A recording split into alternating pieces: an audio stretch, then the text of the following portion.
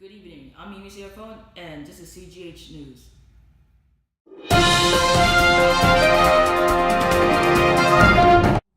With America's problematic capitalistic food system, there has been a rise in hunger and malnutrition among minority groups and lower classes in the United States, as presented by data released by the USDA ERS in 2016. Throughout history, racism has made its presence throughout America, and it still lurks among us today. Racism and classism recently has shaped our food system by allowing those of higher power and certain skin color to have easier and more access to food than others. Our team of reporters will be investigating this issue through a political ecology perspective, a study that focuses on how political and socioeconomic factors are affected by the environment, which will allow us to view this issue with a much more complex understanding. Hello. In this news segment, I'll be showcasing a few statistics, and I'll be talking about a few statistics which will be helping us understand the issue of food insecurity better. In the United States, poverty and hunger go hand in hand, but poverty is not the only determinant whenever it comes to food insecurity. Rather, it's one of the many factors that is associated with it. Research has shown that unemployment, lower household incomes, and certain demographic characteristics can be also key predictors of food insecurity among people living in the United States. In 2016, 41.2 million people reported to be food insecure, and from those, including 28.3 million adults reported, 12.9 million were children. The majority of the people who are food insecure do not live in poverty, and the majority of the people who live in poverty are not food insecure.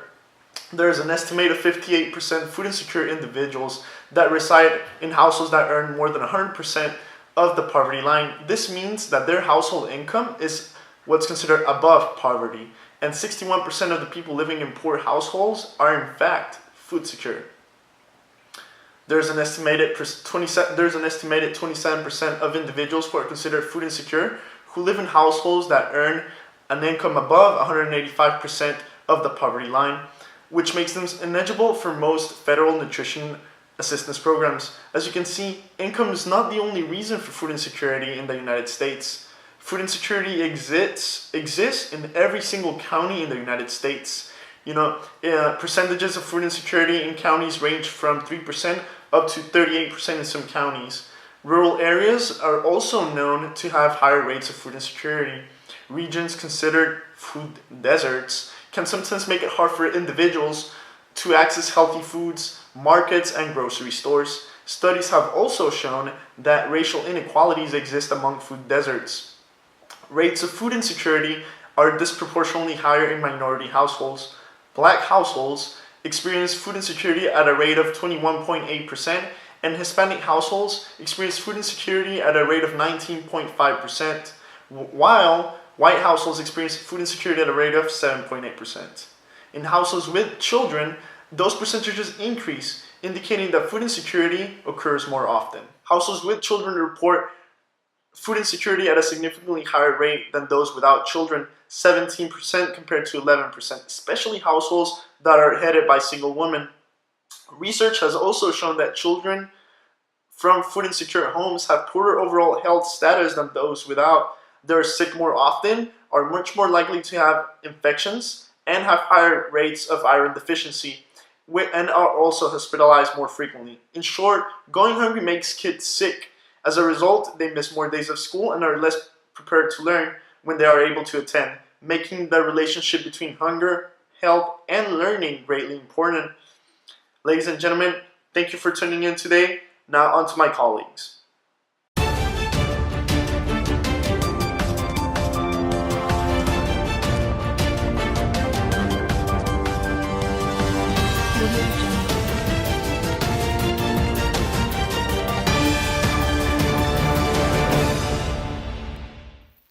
Hello and welcome to this special investigative report on CGH News. As a part of our Shades of Hunger mini-series, we are going to take a deep dive look into what sort of policies, initiatives, and actions our government and communities have taken to combat hunger and food insecurity.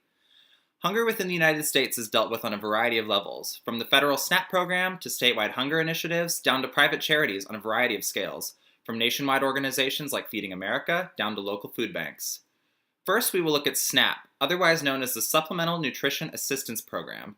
This program, formerly known as food stamps, is considered to be the largest program in our domestic hunger safety net. You must apply for the program through a screening process that determines whether or not you are resource deficient and below a certain income. Two sides in the debate over food stamps have emerged. People who believe that the cap for SNAP assistance is too low and therefore should be expanded, and the people who believe that the system is being taken advantage of. To dispel some of the misconceptions about the effectiveness of SNAP, here is a quick video providing statistics on SNAP's impact on the community at large. SNAP offers nutrition assistance to millions of eligible, low-income Americans. The program started in the 70s, and teams of doctors proved that it dramatically reduced hunger in America. 95% of federal SNAP funding goes to food. I can see there is still some confusion out there, so let's try to separate the fact from the fiction. I thought SNAP is a program that suffers from rampant fraud and abuse. Ongoing improvements to regulate the program have actually kept fraud and abuse at a historic low, less than 2%. Can't people just get a job and get off SNAP? 40% of households receiving SNAP benefits have at least one working person. The reality is that SNAP provides a vital lifeline so that people and their families can get back on their feet while they search for work. Yeah, but don't people on SNAP waste it on alcohol and cigarettes and tobacco? The truth is, SNAP can't be used to purchase non-food items, and you're strictly prohibited from buying beer, wine, liquor, cigarettes, or tobacco. What about junk food? Well, a recent study showed that for each additional dollar that a person received in SNAP, they were more likely to purchase healthy food. But SNAP creates a dependency, and people stay on it forever. Do you know the average length of time most new participants stay on SNAP is 8 to 10 months? And receiving benefits from SNAP hardly enables anyone to live well. The average benefit equates to roughly $1.49 per meal per day, and often people don't get through the end of the month. As you can see, SNAP has actually been proven to be one of the most effective assistance programs available, and is well regulated enough to maintain efficiency and prevent fraud and abuse. Still, an issue over whether or not SNAP goes far enough to help food insecure families still arises. For one, because it's a federal assistance program, SNAP does not consider the cost of living within your local community when determining your eligibility, making the program less effective in assisting families from urban communities where the cost of living is much greater on average than rural communities. Secondly, recent neoliberal spending cuts proposed by the Trump administration would cut SNAP funding by nearly 29% over the next 10 years, a devastating blow to an organization that assists over 47 million Americans annually. The average family participating in SNAP receives only $257 a month in benefits, down nearly 10% from 2010. We can see this trend across the board for government assistance programs, and the impacts of it are felt most directly by the people who lack access to healthy food options. Next, we will analyze the effectiveness of privatized food organizations. Here's a quick example of the type of situation many nonprofit food charities face. To fill the pantry, thousands of people in this city head to another type of food pantry. A lot of things that our guests can't afford to buy in the grocery store because the prices are so high. And we also introduce them to foods that they would not normally eat. This food pantry gets nearly expired food donations from the Trader Joe's in next-door Fairfield. That's a wealthy town. They served over 1,000 people in April. They're happy and grateful, and they don't have to worry about food tonight for their families. And that's a great thing. About to get teary-eyed, but yeah, that's really good. Yeah, we're doing a good thing here. Food pantries and food banks serve the community in ways that federal programs have not been able to. It's evident that these programs must work hand in hand to combat the issue of hunger. Still, our societal propensity towards food waste is startling when we recognize how many people go hungry or lack access to nutritious meals. Cuts to federal assistance programs have undeniably led to an increase in the usage of private food banks and other programs, but many of these programs struggle from a lack of funding that larger federal programs previously had access to. It seems that another step in combating this issue would be changing the culture around hunger assistance and removing the stigma around people who receive assistance. Food assistance is used by majority-minority groups, people caring for children, the elderly, and family members with disabilities. These people often have much more complicated situations than what society gives them credit for, and understanding that these people are often marginalized and at the intersection of many forms of oppression can help in the fight to expand funding and access for these people. Hunger is a problem that affects communities of all shades, incomes, and backgrounds, but we must consider the collective good of these communities and help those less privileged than ourselves if we seek lasting change. And with that, I hand it over to Patrick and India for the interview portion of our Shades of Hunger series. Thanks for watching.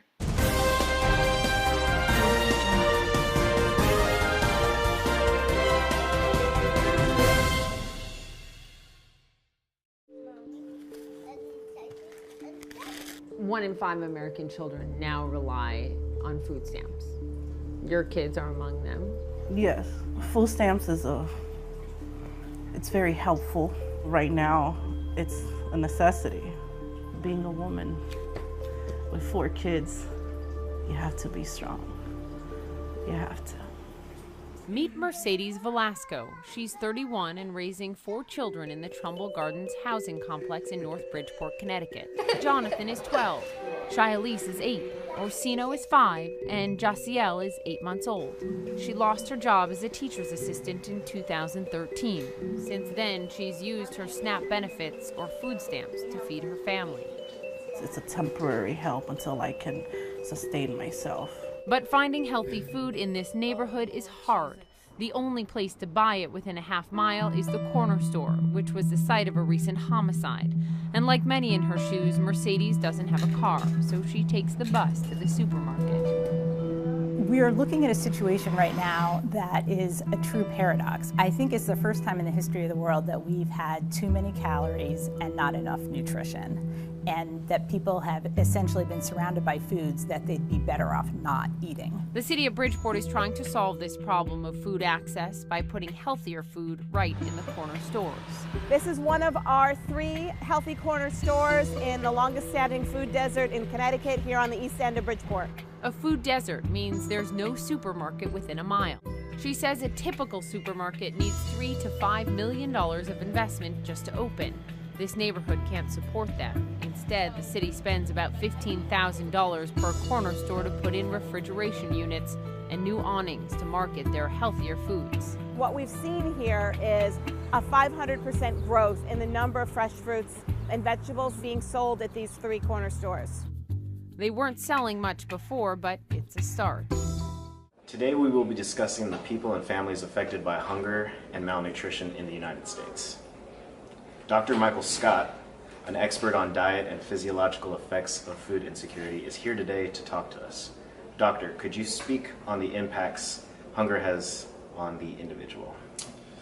Well, there's a wide variety of statistics relating to food insecurity and hunger to lower test scores in children and performance in school also, which hinders their success far beyond from their houses. This issue is classed and racialized because it affects largely low-income communities of color. Additionally, in the U.S., about 12.3% or 15.6 million households were food insecure during last year in 2016. In white households, it was less than 4% of the living with a very low food insecurity, while Hispanics made up to 5.8%, and African Americans households making up to 9.8%. Hunger also delays cognitive, social, and emotional development. Nutrient deficiency as a result of hunger leads to a plethora of health-related issues, such as sensory issues and brain damage. Thank you for your insight, Doctor.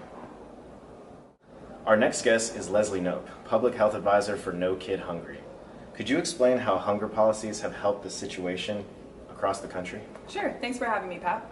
No Kid Hungry has used tools like SNAP and the Special Supplemental Nutrition Program for Women, Infants, and Children program. They have been great programs that are helping end childhood hunger and that give poverty-stricken households the tools to feed their children and keep their households. No Kid Hungry also provides breakfast, meals in the summer, and after-school meals for low-income households. These programs have contributed to hunger and food insecurity rates being the lowest they have been since before the Great Recession. This can be attributed in part to the improving economy, but also because of increased participation rates in government hunger initiatives.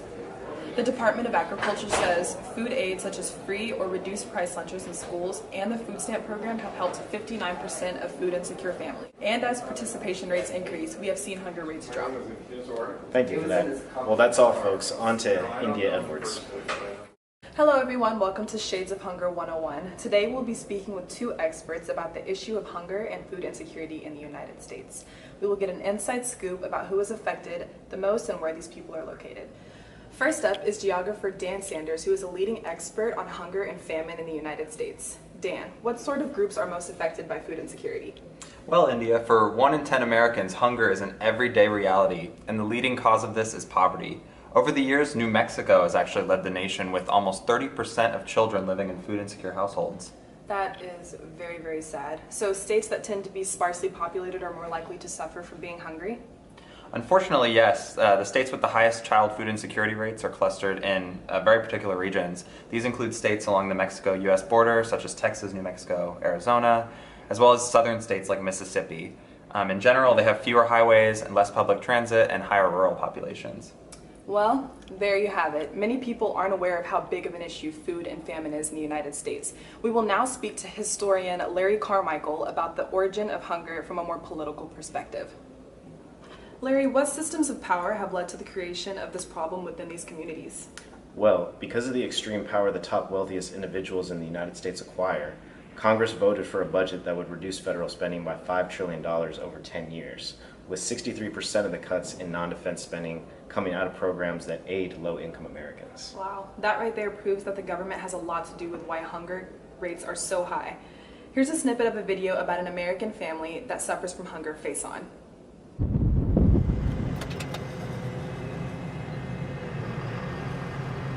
My husband works, he's a farmer, truck driver.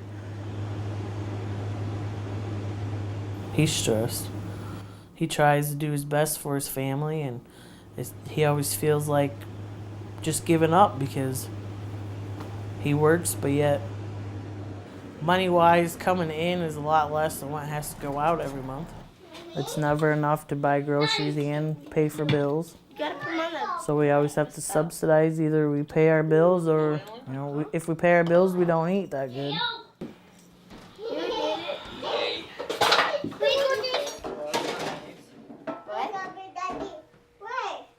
No, they're not nice. You want me to go take care of them for it? Sure.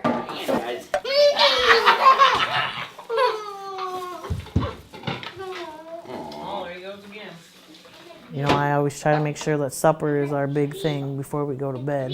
I try to have whatever we have, a lot of, each, so their tummies are full when they go to bed. Where are you in your turn for what? Kids eat. It's not like my kids starve. Yes, it might be little, but they're not exactly starved. Well, there you have it, folks. We'll see you next time on Shades of Hunger 101.